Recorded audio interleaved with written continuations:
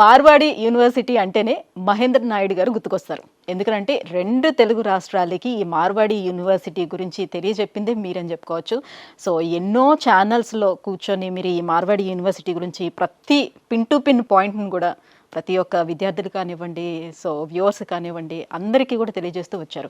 ఈ series of episodes మీరు చేస్తూ వస్తున్నారు కదా, ఇందులోని ఎంతవరకు మీరు సక్సెస్ అయ్యారనుకోవచ్చు?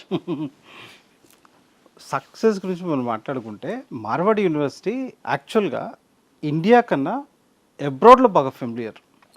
దాదాపుగా 60 కంట్రీస్ నుంచి పిల్లలు ఇక్కడ చదువుతున్నారంటే, అంటే మార్వాడి మేనేజ్మెంట్ ఫస్ట్ ఏ రకంగా చూసిందంటే గుజరాతీ పిల్లలు at the same time abroad పిల్లలు అనే కాన్సెప్ట్తో స్టార్ట్ అయ్యారు. సో దాంట్లో ఫస్ట్ సక్సెస్ ఆ రకంగానే చూస్తున్నాం. ఓకే. ఆ తర్వాత ఏమనిపించిందంటే ఇండియాలో ఉన్న ప్రతి స్టేట్ పిల్లలు ఇక్కడ ఉంటే బాగుంటుంది అని.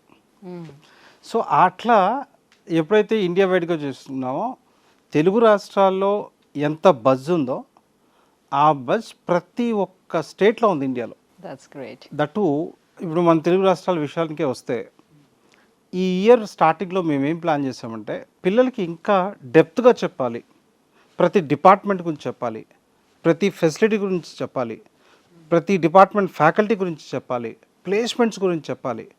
సో ఆ రకంగా జనవరి నుంచి స్టార్ట్ చేసాం ఎపిసోడ్స్.